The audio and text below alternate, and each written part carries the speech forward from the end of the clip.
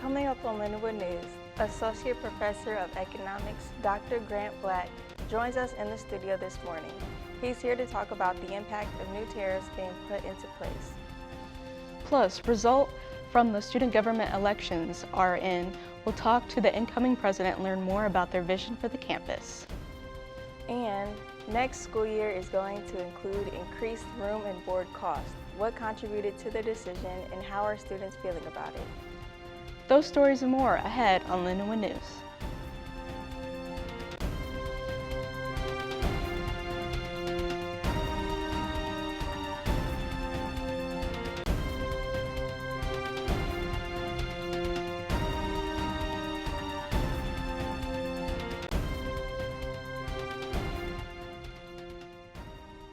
Welcome to this edition of Lindenwood News. I'm Carmen Lumpkins.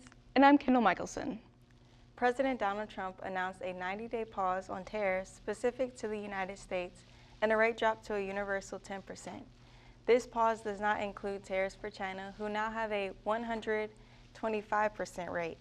U.S. stocks immediately began rising due to the pause, and companies experienced the best one-day gain since the early 2000s.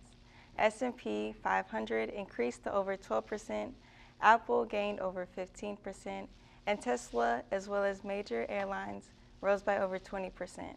Tori Haddon is here in the studio with Lindenwood Associate Professor of Economics, Dr. Black, to learn more about how these tariffs may impact students.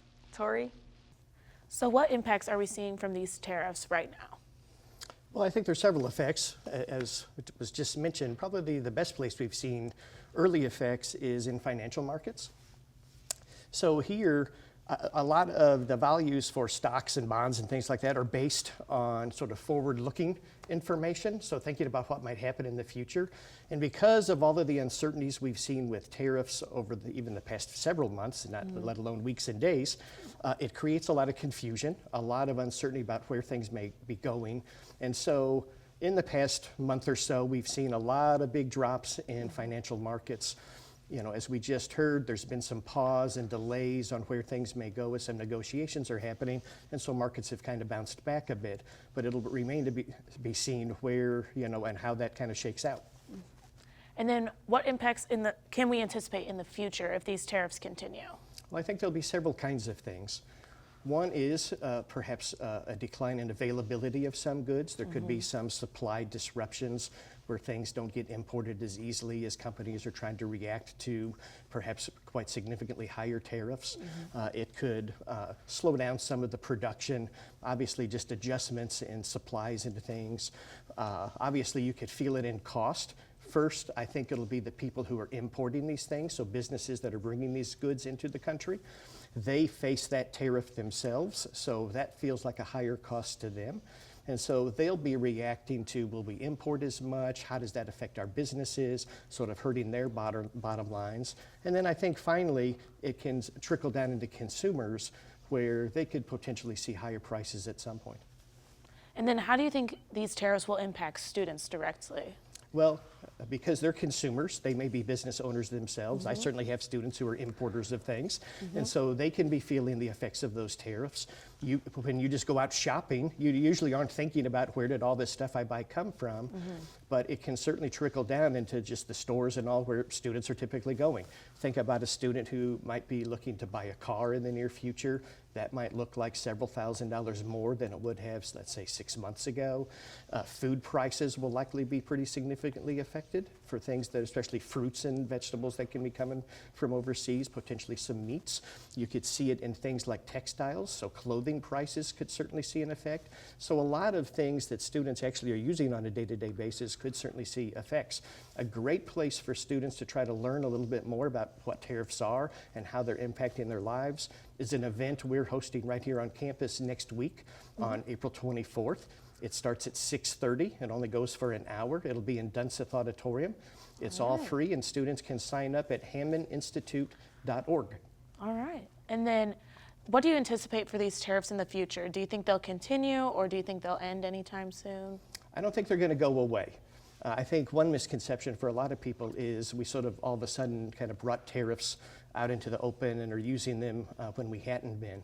tariffs have been around since the founding of this country. They used to be the sort of dominant source of revenues for the government.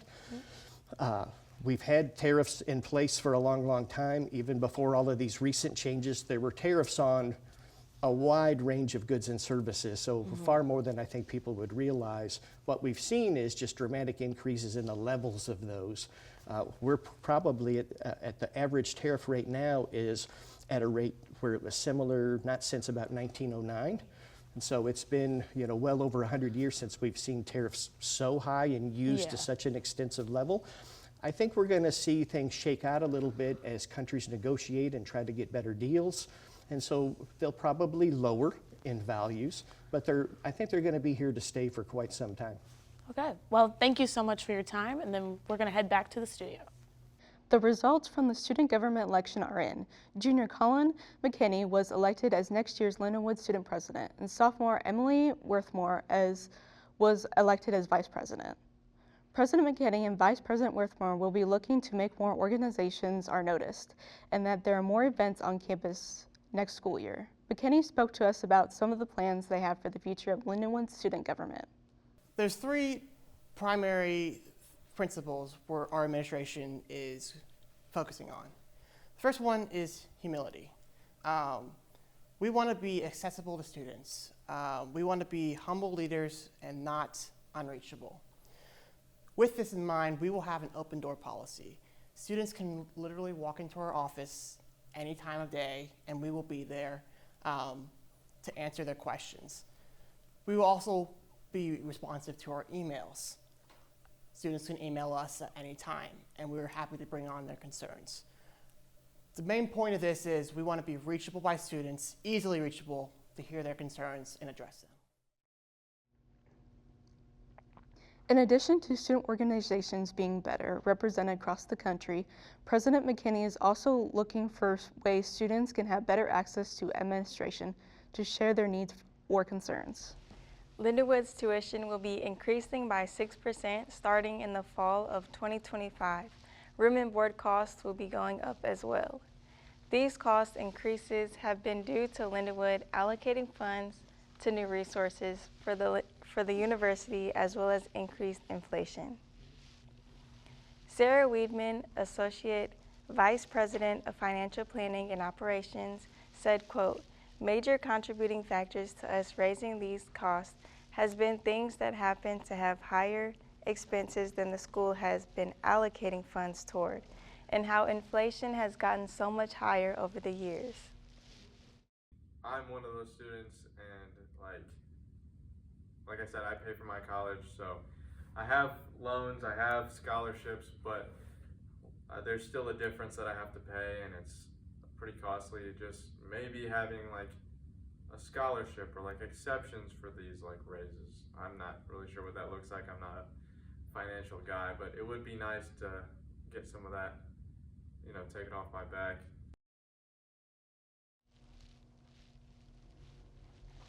While Josiah is not too thrilled with next year's increased cost, he is curious to see what these funds will go towards and what improvements will come in the coming years. Straight ahead on Lindenwood News, a high-end flea market starts back up in St. Charles. We'll check out the boutique-style market with a vintage vibe. Plus, Lindenwood fashion students hosted a Met Gala event offering a good meal and fun music. We'll take you to the event after the break.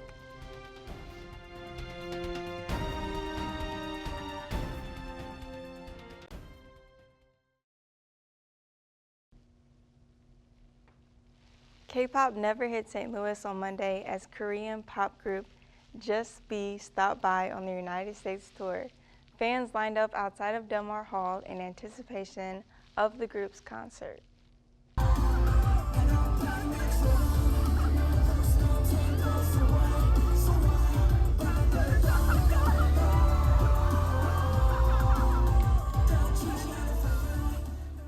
In recent years, K-pop has not only conquered the charts in South Korea, but has made an impact on the global music scene. K-pop is known for its catchy songs, high-energy performances, and sharing a deep connection with fans. Most K-pop groups only make their way to Chicago. However, Just Be is one of few who came to St. Louis. Fans at the Just Be concert say that they were excited that K-pop has made its way to St. Louis and hope there are more opportunities in the future to see some of their favorite groups. Fans at the concert were also entranced by the performances and energy Just Be brought to the stage. K-pop has become a global movement, and local fans hope there are more opportunities to see their favorite groups here in St. Louis. The streets of Old St. Charles host a high-end flea market on the second Saturday of every month from April to December. The flea market happens outdoors, and St. Charles calls it boutique style with a vintage vibe, featuring furniture, clothing, and antiques, as well as jewelry and arts and crafts. A Google review left by Nicole Hercules says the market is something unique that St. Charles has been needing and craving. The market also has live music and food trucks, as well as balloon animals and games, and giveaways. The market is located on 200 North 2nd Street and will run from 8 a.m. to 1 p.m. The next flea market will be on May 10th. Artists from Lindenwood gathered to sell their crafts, drawing students from across campus. On Wednesday, students sold their unique art at an event hosted by the art department. In addition to students, friends, and family came to support the school and its artists. The event gave art students the opportunity to not only make unique and fun creations, but also produce work for the public eye. I think it's a good start because there's a lot of people that are professors or like people that own businesses. I've had a couple people that run businesses ask me questions. It's also just like you're exposing your brand and your Instagram, all that kind of stuff. So it's just a great way to get your name out there. The art sold at the event included prints, buttons, and even hand-sewn bags. For Lindenwood, it was a way to help artists and share the work of the art department. Students enjoyed a night of creativity and dancing along with fashion majors here on campus. The Fashion Society at Lindenwood hosts a theme every year. This themed year was Living Art. With each student arriving in their own creative fashion piece, it is a chance for students to gather together, share their creativity, and have a good time. And I think the point is really to just create a fun, creative celebration space for people in the arts side of Lindenwood's campus, particularly fashion students. The dance being inspired by the Met Gala students got to listen to a live DJ and walk the red carpet, the event being something they work towards for students, not just to express themselves, but to have a fun night with friends. That's it for this edition of Lindenwood News. Thanks for joining us.